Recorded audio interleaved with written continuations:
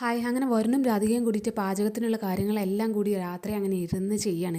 അപ്പോൾ അതിൻ്റെ ഇടയിൽ വരുണ് പറയുന്നുണ്ട്, നമ്മുടെ ഈ ആറ്റുവാശ്ശേരി സദ്യ എന്ന് പറയുന്നത് വലിയൊരു ഫേമസ് ആക്കണം. എനിക്കിനി ഇങ്ങനെ ജോലി അന്വേഷിച്ച് ഇങ്ങനെ നടന്ന് നടന്ന് എവിടെയും ജോലി കിട്ടിയിട്ടില്ല എന്നുണ്ടെങ്കിൽ ഞാൻ ഈ ബിസിനസ്സൊക്കെ അങ്ങ് ഇറങ്ങാൻ പോകാം നിൻ്റെ കൂടെ. നിൻ്റെ ഈ പാചകത്തിനുള്ള മിടുക്കും അതുപോലെ തന്നെ എൻ്റെ ബിസിനസ്സിലോടുള്ള അറിവും രണ്ടും കൂടി വെച്ചിട്ട് നമുക്ക് ഈ ബിസിനസ് വലിയതായിട്ട് അങ്ങനെ വളർത്തണം. അങ്ങനെ കാലങ്ങളൊക്കെ കഴിഞ്ഞ് നമ്മളിങ്ങനെ റോഡിലൂടെ പോകുന്ന സമയത്ത് അടുക്കളയിൽ മാത്രം നിന്നിരുന്നിട്ട് എൻ്റെ ഭാര്യനെയൊക്കെ ഇങ്ങനെ റോഡിൻ്റെ സൈഡിലുള്ള ഫ്ലക്സിലൊക്കെ വലിയ ഫോട്ടോ ആയിട്ടൊക്കെ കാണാം എന്നൊക്കെ ഇങ്ങനെ പറഞ്ഞ് ഇവനങ്ങനെ ചിന്തിച്ച് കൂട്ടാണ്. അവരധികം പറയുന്നുണ്ട്, വെറുതെ ഇങ്ങനെ ഈ രാത്രി ഇരുന്ന് ഇങ്ങനെ ചിന്തിച്ച് കൂട്ടണ്ട, എന്തെങ്കിലുമൊക്കെ നടക്കുമാവോ എന്നൊക്കെ ഇങ്ങനെ പറഞ്ഞിട്ട് അവരങ്ങനെ അതേക്കുറിച്ചൊക്കെ ഇങ്ങനെ സംസാരിച്ച് അങ്ങനെ പാചകം ചെയ്തുകൊണ്ടിരിക്കുകയാണ്. പിന്നെ സുകുമാരി മുത്തശ്ശിയും പ്രിയങ്കയും അവർ ഭയങ്കര എക്സൈറ്റഡ് ആണ്. കാരണം ഇന്നത്തെ ദിവസമാണ് അവർ ആ പാചകം കൊണ്ട് വരുന്നത്. അവരെ നാണം കെടുത്താൻ പറ്റിയ ദിവസത്തിന് വേണ്ടി കാത്തിരുന്ന ആ ഒരു ദിവസമാണ് വന്നിട്ടുള്ളത്. അപ്പോൾ അതുകൊണ്ട് തന്നെ നമ്മുടെ സുകുമാരി മുത്തശ്ശി നന്നായിട്ട് അങ്ങ് അണിഞ്ഞൊരുങ്ങി നിൽക്കുകയാണ്. അതേപോലെ തന്നെ പ്രിയങ്കയും കുടിച്ച് നന്നായിട്ട് അങ്ങ് മാറ്റി ഒരുങ്ങി അവർ ഷൂട്ടിംഗ് ലൊക്കേഷനിലേക്ക് പോകാൻ നിൽക്കുകയാണ്. അപ്പോൾ ഈ സുകുമാരി മുത്തശ്ശി പ്രിയങ്കനോട് പറയുന്നുണ്ട്, അല്ല പ്രിയങ്ക മോളെ, നീ ഇന്ന് നന്നായിട്ട് മാറ്റി ഒരുങ്ങിയിട്ടുണ്ടല്ലോ എന്നൊക്കെ ഇങ്ങനെ ചോദിക്കുമ്പോൾ അവൾ പറയുന്നുണ്ട്, ഇന്നതിന് പ്രത്യേക ദിവസമല്ലേ, ഇന്നല്ലേ നമ്മൾ അവരെ ഇങ്ങനെ നാണം കെടുത്താൻ നിൽക്കുന്ന ആ ദിവസം, അതുകൊണ്ട് തന്നെ ഞാൻ നന്നായിട്ട് അങ്ങ് ഒരുങ്ങിയിട്ടുണ്ട് എന്നൊക്കെ ഇങ്ങനെ പറയണേ. അപ്പോൾ സുകുമാരി മുത്തശ്ശി അവളോട് ചോദിക്കുന്നുണ്ട്, അല്ല പ്രിയങ്ക, നീ എങ്ങനെയാണ് അവളെ നാണം കെടുത്താൻ വേണ്ടി ഉദ്ദേശിച്ചത്, നീ ഒന്ന് പറഞ്ഞേ എന്നൊക്കെ ഇങ്ങനെ പറയണം. അപ്പോൾ പ്രിയങ്ക പറയണ്ടേ, എൻ്റെ മുത്തശ്ശി അറിയാത്ത ഒരു പ്ലാനിങ്ങും എനിക്കില്ല, മുത്തശ്ശിനെക്കാട്ടിലും അറിവ് എന്തായാലും എനിക്കില്ലല്ലോ, അപ്പോൾ മുത്തശ്ശി പറ നമ്മൾ എന്താണ് ചെയ്യാൻ പോകുന്നത് എന്നൊക്കെ ഇങ്ങനെ പറയാണ്. അപ്പോൾ ഈ സുകുമാരി മുത്തശ്ശി പറയുന്നുണ്ട്, അവർ രണ്ടുപേരും ആ ലൊക്കേഷനിലേക്ക് വന്നാൽ അവരിങ്ങനെ കരയണം. ആ രാധിക അവളുടെ കണ്ണ് നനയാണോ വേണ്ടത്, അതോ കരഞ്ഞ് കരഞ്ഞ് ആ കണ്ണുനീരൊക്കെ അങ്ങനെ ഒഴുകി പോവുകയാണോ വേണ്ടത് എന്നൊക്കെ ഇങ്ങനെ പറയാണ്.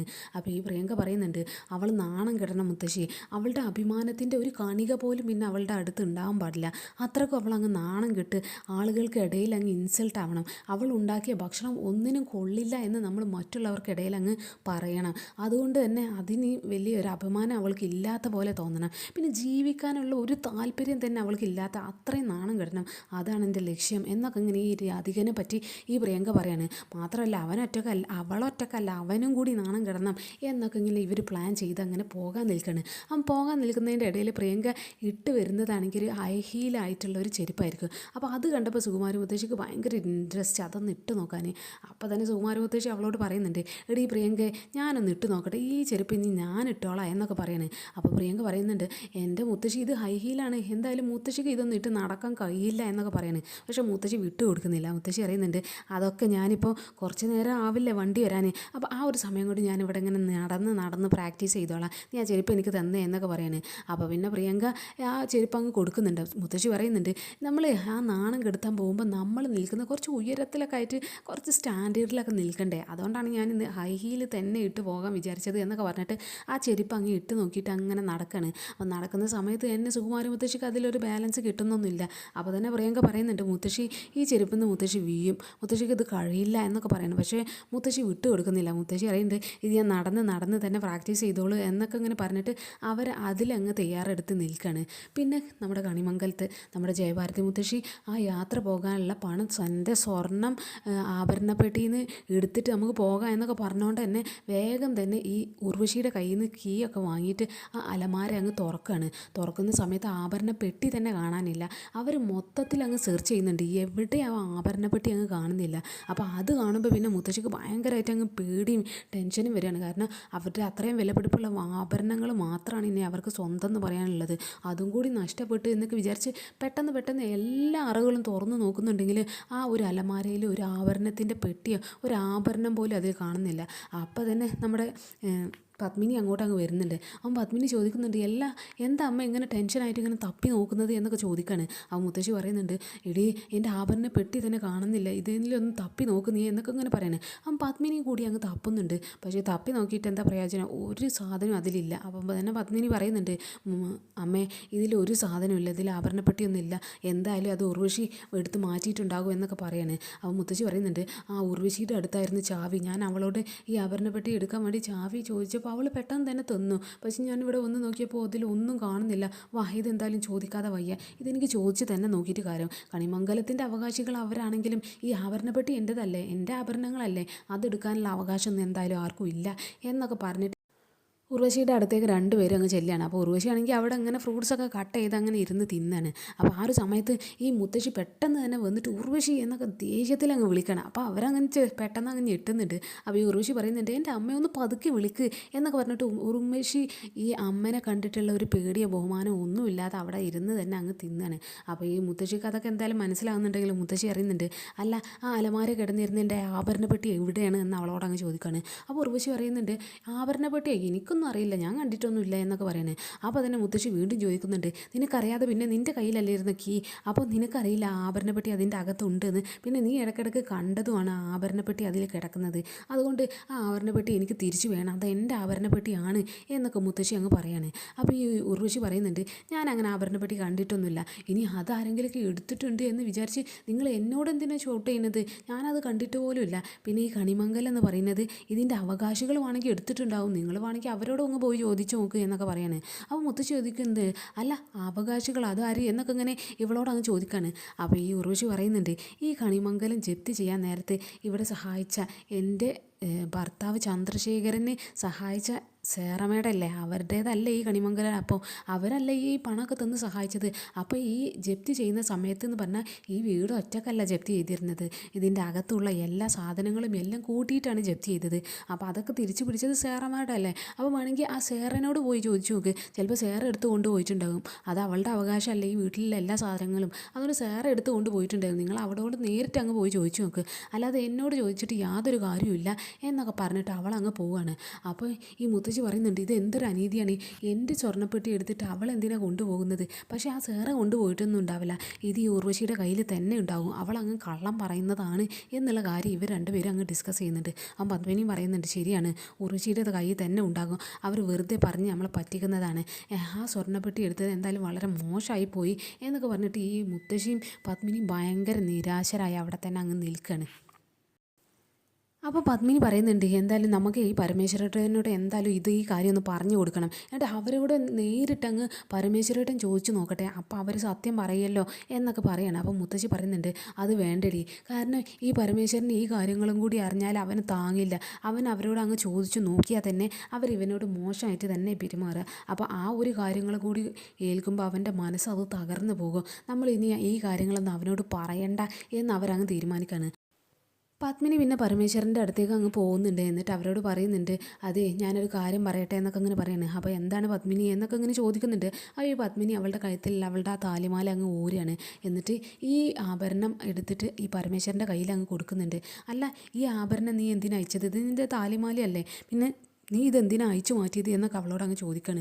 അവൻ പരമേശ്വരനോട് ഇവൾ പറയുന്നുണ്ട്, അത് പിന്നെ ഈ താലിമാല ഞാൻ ഇട്ടതെന്ന് പറഞ്ഞാൽ നമ്മുടെ വിവാഹത്തിൻ്റെ അന്നാണ്, ഇതുവരെ ഞാനിത് അയച്ചിട്ടില്ല, ഞാൻ ഇതിന് നല്ല ബഹുമാനവും എല്ലാം കൊടുത്തിട്ടുണ്ടായിരുന്നു, ഞാനിതൊന്നും ഒരിക്കലും അയക്കരുത് എന്നൊക്കെ വിചാരിച്ചിട്ടത് തന്നെയാണ്, പക്ഷേ എന്തെങ്കിലുമൊക്കെ ഒരു ആവശ്യം വരുമ്പോൾ നമ്മളിത് ഉപയോഗിക്കണ്ടേ, ഞാൻ വിചാരിച്ച് അമ്മയുടെ ആഭരണപ്പെട്ടിയിൽ നിന്ന് നമ്മൾ അമ്മയുടെ ആഭരണം എടുത്തിട്ട് യാത്ര പോകേണ്ട ആവശ്യമില്ലല്ലോ, എൻ്റെ ഒരു ആഭരണം എൻ്റെ കയ്യിലുണ്ടായിരിക്കുന്ന സമയത്ത്, അതുകൊണ്ട് അമ്മയുടേതൊക്കെ അവിടെ നിന്നോട്ടെ, അമ്മയുടേത് എടുക്കണ്ട, എൻ്റേത് എടുക്കാൻ, അതുകൊണ്ടാണ് ഞാൻ താലിമാല അയച്ചു തന്നത് എന്നുള്ള കാര്യം ഈ പത്മിനി അങ്ങ് പറയാണ്. പക്ഷേ ഈ പരമേശ്വരൻ ആ കാര്യത്തിലുള്ള പിന്നിൽ എന്താണ് എന്നുള്ള കാര്യം പെട്ടെന്ന് തന്നെ അങ്ങ് പിടികിട്ടുകയാണ്. അവൻ പരമേശ്വരൻ പറയുന്നുണ്ട്, എൻ്റെ പത്മിനിക്ക് കള്ളം പറയാൻ ഒട്ടും അറിയില്ല, കാരണം ഞാൻ നിന്നെ പണ്ട് മുതലേ കാണുന്നതായതുകൊണ്ട് തന്നെ പത്മിനി കള്ളം പറഞ്ഞാൽ എനിക്ക് പെട്ടെന്ന് മനസ്സിലാകുന്നുണ്ട്, അതുകൊണ്ട് എനിക്കിതിൻ്റെ സത്യാവസ്ഥ അറിയാം, അവളുടെ ആ ആഭരണം അമ്മയുടെ ആഭരണം കൂടി അവരെടുത്തു അല്ലേ എന്നൊക്കെ അങ്ങനെ ഈ പരമേശ്വരൻ പറയാണ്. അപ്പോൾ പിന്നെ പത്മിനിക്ക് ഒന്നും പറയാൻ കിട്ടുന്നില്ല, പത്മിനി ഭയങ്കര നിരാശരായിട്ട് അവിടെ തന്നെ അങ്ങ് നിൽക്കുകയാണ്. ആ പരമേശ്വരൻ പറയുന്നുണ്ട്, സാരമില്ല,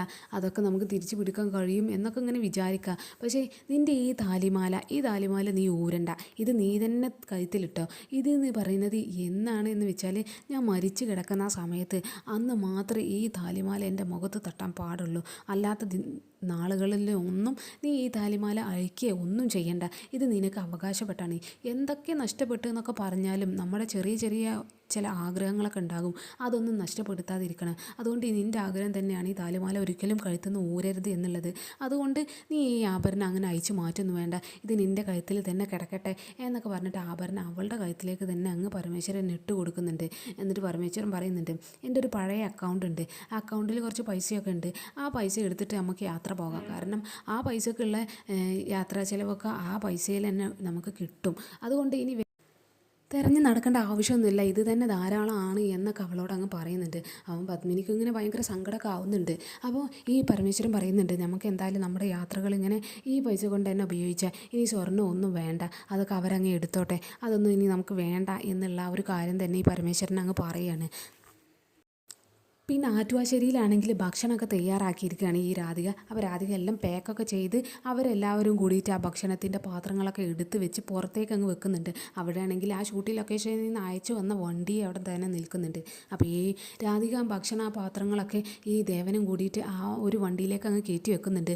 എന്നിട്ട് ഈ ദേവന് ചോദിക്കുന്നുണ്ട്, അല്ല മോളെ, ഈ ഭക്ഷണം എന്തായാലും കൊണ്ടുപോകാനുള്ള ലൊക്കേഷനിലൊക്കെ അവ അയച്ചു തന്നിട്ടില്ലേ, പക്ഷേ നീ ഒറ്റയ്ക്ക് പോകണ്ട, ഞാനും കൂടി വരാം, ഞാനും ഇവളും കൂടി വന്നിട്ട് എന്തെങ്കിലുമൊക്കെ സഹായം അവിടെയൊക്കെ ചെയ്യാനുണ്ടാകും, അതുകൊണ്ട് ആ സഹായങ്ങളൊക്കെ ചെയ്യാൻ ഞങ്ങളും കൂടി വരാം, നീ ഒറ്റയ്ക്കാവണ്ട എന്നൊക്കെ ഇങ്ങനെ പറയണം. അപ്പോൾ രാധിക പറയുന്നുണ്ട്, നിങ്ങൾ രണ്ടുപേരും ഒന്നും വരണ്ട, ഞാൻ തന്നെ പൊക്കോളാം, പിന്നെ അവർ സഹായത്തിന് 2-3 പേരെ അവിടെ വെക്കാമെന്നും പറഞ്ഞിട്ടുണ്ട്, അത് തന്നെ ധാരാളം എന്നൊക്കെ ഇങ്ങനെ പറയുന്നത്. അപ്പോൾ ദേവൻ പറയുന്നുണ്ട്, 3 പേരോ? അപ്പോൾ 3 എന്ന് പറയുന്ന ആ ഒരു നമ്പറിൽ ഒരു ഐശ്വര്യമില്ലല്ലോ, ഒരു 4 പേരെങ്കിലും വേണ്ടി വരും, അതൊരു ഒറ്റ സംഖ്യ ആയതുകൊണ്ട് തന്നെ ചില വിശ്വാസങ്ങൾ ദേവൻ അതിൽ ചെറിയൊരു അസംതൃപ്തി അങ്ങ് കാണിക്കുന്നുണ്ട്. ആ സമയത്തുണ്ടാവും വരുണ് മാറ്റി ഒരുങ്ങി അങ്ങ് വരുന്നുണ്ട്. അതിന് പേടിക്കേണ്ട അച്ഛാ, 4-മനായിട്ട് ഞാനുണ്ട് എന്നൊക്കെ പറഞ്ഞിട്ട് അങ്ങ് വരികയാണ്. അപ്പോഴാണ് രാധിക വരുണും കൂടെ വരുന്നുണ്ട് എന്നൊക്കെയുള്ള കാര്യം തന്നെ അറിയുന്നത്. അപ്പോൾ ഈ വരുണിനോട് രാധിക പറയുന്നുണ്ട്, അല്ല നിങ്ങളിത് എങ്ങോട്ടാണ് എന്നൊക്കെ അങ്ങനെ ചോദിക്കുകയാണ്. അപ്പോൾ വരുണ് പറയുന്നുണ്ട്, ഞാനും ഉണ്ട് നിൻ്റെ കൂടെ, ഈ ഭക്ഷണം ഞാനും കൂടി കൂട്ടിയിട്ട് നമുക്ക് 2 പേർക്ക് എത്തിക്കാം. കഴിഞ്ഞ പ്രാവശ്യം നീ ആ ഭക്ഷണ പൊതി വിതരണം ചെയ്യാൻ വേണ്ടിയിട്ട് ഞാൻ വിളിച്ചപ്പോൾ എന്നെ കൊണ്ടുപോകുന്നില്ല, നീ പോരണ്ട എന്ന് പറഞ്ഞു, പക്ഷേ ഇപ്രാവശ്യം അത് ഞാൻ പോരും, നീ ഒറ്റയ്ക്ക് പോകണ്ട എന്നൊക്കെ ഇങ്ങനെ ഈ ഇവനോട് അങ്ങ് പറയാണ്. പിന്നെ ഈ അച്ഛനും അമ്മയും കൂടി അവനോട് തീർത്തും പറയുന്നുണ്ട്, നീ പോകണ്ട, നിനക്ക് അതിൻ്റെ ആ ഒരു സ്റ്റാൻഡേർഡൊന്നും അല്ലല്ലോ, നീ അതിനൊന്നും പോകണ്ട എന്നുള്ള കാര്യമൊക്കെ ഈ ദേവനും യശോദയും കൂടിയിട്ട് അവനോട് പറയുന്നുണ്ടെങ്കിലും അവൻ അത് കേൾക്കുന്ന മട്ടില്ല. അവൻ പറയുന്നുണ്ട്, ഞാനേ ഈ US പഠിച്ചിരുന്ന സമയത്തൊക്കെ പഠിക്കുന്ന സമയത്ത് ഞാൻ ഇവിടുന്ന് വീട്ടുകാരോടല്ല പൈസ വാങ്ങിയിട്ടുണ്ടായിരുന്നത്, അവിടെ ഞാൻ പാർട്ട് ടൈമൊക്കെ ജോലിയൊക്കെ ചെയ്ത് അതിൽ നിന്ന് കിട്ടുന്ന ശമ്പളത്തിൽ നിന്നാണ് ഞാൻ പഠിച്ചിരുന്നത്. അവിടെ ഞാൻ മേശ തുടച്ചിട്ടുണ്ട്, അടിച്ചു വാരിയിട്ടുണ്ട്, തൂത്ത് വൃത്തിയാക്കിയിട്ടുണ്ട്, ഇതൊക്കെ ഞാൻ ചെയ്തതാണ്. അതുകൊണ്ട് തന്നെ എനിക്ക് ഇങ്ങനെയുള്ള ജോലിയിലുള്ള മടി അങ്ങനെ ഒരു കാര്യങ്ങളൊന്നുമില്ല. പിന്നെ എല്ലാ ജോലിക്കും അതിൻ്റേതായ ഒരു അന്തസ്സില്ലേ, അതുകൊണ്ട് എനിക്ക് അങ്ങനത്തെ ഉള്ള ചിന്താഗതികളൊന്നുമില്ല, എനിക്ക് യാതൊരു കുഴപ്പമില്ല, അതുകൊണ്ട് ഞാനും കൂടിയിട്ട് പോവുകയാണ് എന്നൊക്കെ ഇങ്ങനെ പറയുന്നത്. അപ്പോൾ ഈ ദേവൻ യശോദൻ പറയുന്നുണ്ട്, അതൊക്കെ വിദേശത്തല്ലേ, നമ്മുടെ നാട്ടിലല്ലല്ലോ, അതുകൊണ്ട് നമ്മുടെ നാട്ടിൽ ആളുകളൊക്കെ നിന്നെ കാണും, നിന്നെ പരിചയമുള്ള ആരെങ്കിലൊക്കെ അവിടെ ഉണ്ടാകും, അതുകൊണ്ട് ആളുകളൊക്കെ നിന്നെ കണ്ട് നിന്നെ പരിഹസിക്കുകയൊക്കെ ചെയ്യും, അതുകൊണ്ട് നീ പോകണ്ട എന്നുള്ള കാര്യം ഇവർ തീർത്തും പറയുന്നുണ്ടെങ്കിലും വരുൺ അതിനൊന്നും സമ്മതിക്കുന്നില്ല. വരുൺ പറയുന്നുണ്ട്, എൻ്റെ മൈൻഡ് അതുപോലെയൊന്നും അല്ല, എനിക്ക് അങ്ങനെ യാതൊരു പ്രശ്നവുമില്ല, എല്ലാ ജോലിക്കും അതിൻ്റേതായ ഒരു അന്തസ്സുള്ളതുകൊണ്ട് തന്നെ എനിക്കിത് യാതൊരു പ്രശ്നവുമില്ല, ഞാൻ പോവുകയാണ് എന്നൊക്കെ ഇങ്ങനെ പറഞ്ഞിട്ട് ഈ രാധികനോട് തന്നെ ഞാനും കൂടി പോരുന്നുണ്ട് എന്നങ്ങ് നിർബന്ധിക്കുകയാണ്. പിന്നെ രാധിക എന്നാൽ വാ പോര് എന്നൊക്കെ പറഞ്ഞിട്ട് ആ വണ്ടി അങ്ങ് അടിച്ചിട്ട് ആ ഡ്രൈവറോട് പറയുന്നുണ്ട്, ചേട്ടാ ഞങ്ങളുടെ പിറകെ തന്നെ വിട്ടോ എന്നൊക്കെ ഇങ്ങനെ പറഞ്ഞിട്ട് അവരെ വണ്ടിയുടെ അടുത്തേക്ക് പോകുന്നുണ്ട്. അപ്പോൾ നിനക്ക് അവർ ലൊക്കേഷനൊക്കെ അയച്ചു തന്നിട്ടുണ്ടായിരുന്നില്ല എന്നൊക്കെ ഇങ്ങനെ ചോദിക്കുന്നുണ്ട്. ആ സമയത്ത് ആ ലൊക്കേഷനിൽ നിന്ന് ഒരാളങ്ങ് വിളിക്കുന്നുണ്ട്, ആ മാനേജർ വിളിച്ചിട്ട് ചോദിക്കുന്നുണ്ട്, അല്ല നിങ്ങൾ പോന്നോ എന്നൊക്കെ ചോദിക്കുകയാണ്. അപ്പോൾ ഈ രാധിക പറയുന്നുണ്ട്, ഇല്ല ചേട്ടാ ഞങ്ങൾ പോരാൻ നിൽക്കുകയാണ് എന്നൊക്കെ രാധിക പറയാണ്. അപ്പോൾ ഇയാൾ പറയുന്നുണ്ട്, അത് പിന്നെ ഞാനൊരു കൺഫർമേഷന് വേണ്ടിയിട്ട് വിളിച്ചതാണ്, അതല്ല നിങ്ങളുടെ സാധനങ്ങളൊക്കെ ആയിട്ട് നിങ്ങൾ പോന്നിട്ടുണ്ടോ എന്നറിയാൻ വേണ്ടിയിട്ട് വിളിച്ചതായിരുന്നു, അപ്പോൾ ഓക്കെ ഞാൻ അയച്ച ലൊക്കേഷനിലേക്ക് അങ്ങ് വന്നോളൂ എന്നൊക്കെ അങ്ങനെ പറഞ്ഞിട്ട് അയാൾ അങ്ങനെ ഒരു കൺഫർമേഷൻ വേണ്ടി വിളിച്ചതാണ്, അവർ പോരുന്നുണ്ടോ എന്നില്ലേ എന്നൊക്കെ അറിയാൻ വേണ്ടിയിട്ട്. അപ്പോൾ ഇവർ ഈ ചോദിക്കുന്നുണ്ട്, അല്ല ഇത് വല്ല കല്യാണമോ എന്തെങ്കിലുമൊക്കെ ആണോ എന്നൊക്കെ ഇയാളോട് ചോദിക്കുന്നുണ്ടെങ്കിൽ അയാൾ പറയുന്നുണ്ട്, അതൊക്കെ നിങ്ങൾ ഇവിടെ വന്നിട്ട് നിങ്ങൾക്ക് കാണാമല്ലോ, നിങ്ങൾ വരൂ എന്നൊക്കെ ഇങ്ങനെ പറയുന്നത്. അപ്പോൾ ഇവൾ ഓക്കെ പറഞ്ഞൊക്കെ ഫോം വെച്ചിട്ടുണ്ടെങ്കിൽ രാധികൾക്ക് ഇങ്ങനെ ചെറിയൊരു ഡൗട്ട്, അല്ല ഇവരോട് ഞാൻ കല്യാണമാണോ എന്നൊക്കെ ചോദിച്ചപ്പോൾ അതൊക്കെ ഞാൻ ഇവിടെ വന്നിട്ട് കാണിച്ചു തരാം എന്നൊക്കെ ഇങ്ങനെ പറഞ്ഞത്, അതെന്താ ഇപ്പോൾ എന്താണ് ഫംഗ്ഷൻ എന്ന് അവർക്കങ്ങ് പറഞ്ഞാൽ എന്നൊക്കെ വരുണിനോട് അങ്ങ് ചോദിക്കുകയാണ്. ആ വരുണ് പറയുന്നുണ്ട്, അതൊന്നും ചിന്തിക്കണ്ട, എന്തായാലും നമ്മൾ അങ്ങോട്ടല്ലേ പോകുന്നത് എന്നൊക്കെ പറഞ്ഞിട്ട് അവരങ്ങ് പോകുന്നൊക്കെ ഉണ്ട്. അങ്ങനെ അവർ ആ ലൊക്കേഷനിൽ കാണിച്ചിട്ടുള്ള ആ ഒരു സൈറ്റിൽ എത്തി നോക്കുന്ന സമയത്ത് അവിടെ ഒരു ഷൂട്ടിംഗ് ലൊക്കേഷനാണ്. അപ്പോൾ ഇവർ ഇതൊക്കെ കണ്ടിട്ട്, അല്ല ഇങ്ങോട്ടാണ് എത്താൻ പറഞ്ഞത്, ലൊക്കേഷൻ അനുസരിച്ച് ഇവിടെയാണ്, പക്ഷേ ഇത് ഒരു കല്യാണം അങ്ങനെ ആയിട്ടൊന്നും തോന്നുന്നില്ല, ഇതെന്താ സിനിമ ഷൂട്ടിംഗ് ആണെന്ന് തോന്നുന്നുണ്ട് എന്നൊക്കെ ഇങ്ങനെ പറയാണ്. അപ്പോൾ ആ മാനേജർ അവരുടെ അടുത്തേക്ക് വരുന്ന സമയത്ത് ഇവർ ചോദിക്കുന്നുണ്ട്, ഇവിടെ എന്താണ് എന്നൊക്കെ ചോദിക്കുകയാണ്.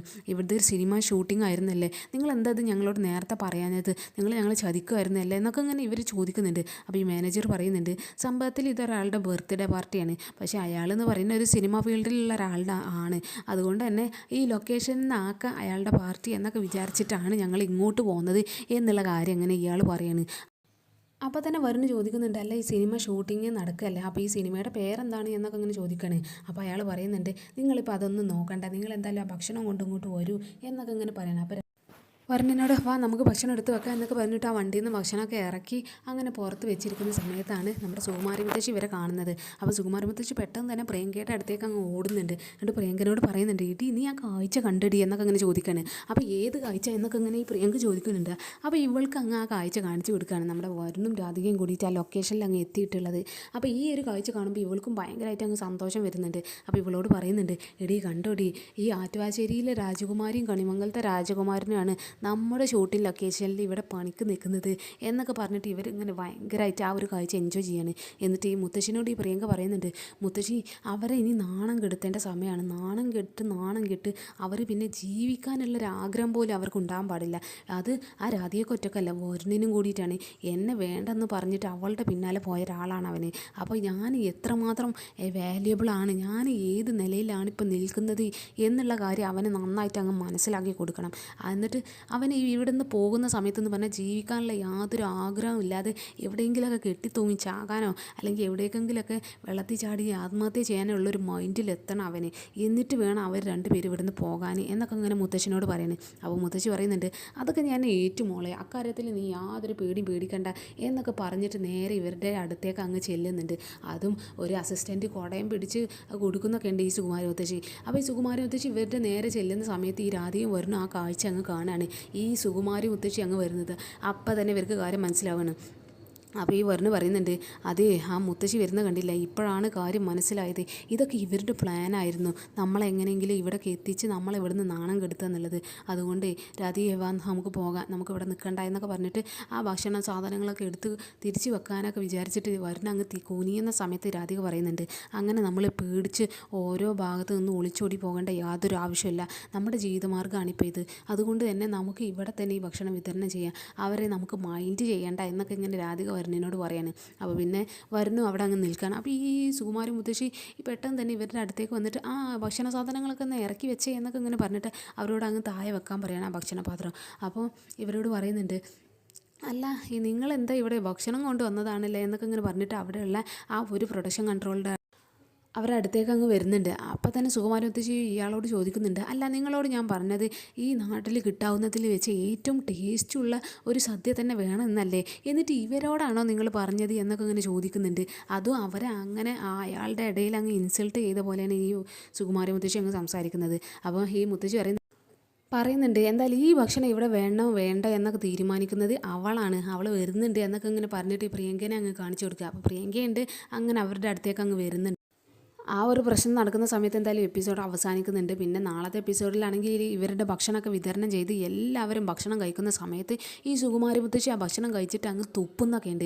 എന്നിട്ട് ഉറക്കെ എല്ലാവരും കേൾക്ക പറയുന്നുണ്ട്, ആരുടെ ഈ കറി ഉണ്ടാക്കിയത്, എന്നൊന്നും കൊള്ളാത്തൊരു കറി എന്നൊക്കെ പറഞ്ഞിട്ട് അവളുടെ ആ ഒരു ഭക്ഷണത്തിന് അങ്ങ് ഇൻസൾട്ട് ചെയ്ത് അങ്ങ് സംസാരിക്കുന്നൊക്കെ ഉണ്ട്.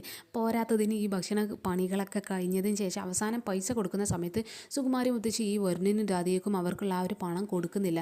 അപ്പോൾ തന്നെ വരുണ് പറയുന്നുണ്ട്, ഞങ്ങളുടെ പണം തിരിച്ചു താ എന്നൊക്കെ ഇങ്ങനെ പറയണേ, ഞങ്ങൾ എടുത്ത പണിയുടെ പണമാണ് ഞങ്ങൾ ചോദിക്കുന്നത് എന്നൊക്കെ ഇങ്ങനെ പറയുമ്പോൾ സുകുമാരി മുത്തശ്ശി അത് തരില്ല എന്നൊക്കെ തീർത്ത് പറയാണ്. അപ്പോൾ ഈ വരുണ് പറയുന്നുണ്ട്, ഞങ്ങളുടെ പണം തിരിച്ചു തന്നിട്ടില്ലെങ്കിൽ ഇവിടെ വലിയൊരു പ്രശ്നം ഉണ്ടാകും, ഇത് നിങ്ങളുടെ ഷൂട്ടിംഗ് ലൊക്കേഷനാണ്, അപ്പോൾ ഇവിടെ പ്രശ്നം ഉണ്ടാവാതിരിക്കുന്നത് ശ്രദ്ധിക്കേണ്ടത് നിങ്ങളാണ് എന്നൊക്കെ ഇങ്ങനെ സുകുമാരി മുത്തശ്ശിനോട് ഇവൻ തന്നെ പറയാണ്. അപ്പോൾ ഇവൻ പറയുന്നുണ്ട്, ആഹാ അങ്ങനെയാണെങ്കിൽ ഇവിടെ പ്രശ്നം ഉണ്ടാവും എന്നുള്ളത് ബുദ്ധിമുട്ടാണെങ്കിൽ നീ ഇവിടെ ഒന്ന് പ്രശ്നം ഉണ്ടാക്കി കാണിക്കുക, എനിക്കൊന്ന് കാണണം എന്നൊക്കെ പറഞ്ഞിട്ട് ഇവനോട് പ്രശ്നങ്ങളൊക്കെ ആ ഷൂട്ടിംഗ് ലൊക്കേഷനിൽ ഉണ്ടാക്കാൻ വേണ്ടിയിട്ട് സുകുമാരി മുത്തശ്ശി പറയുന്ന ഒരു ഭാഗങ്ങളൊക്കെ ഉണ്ട്.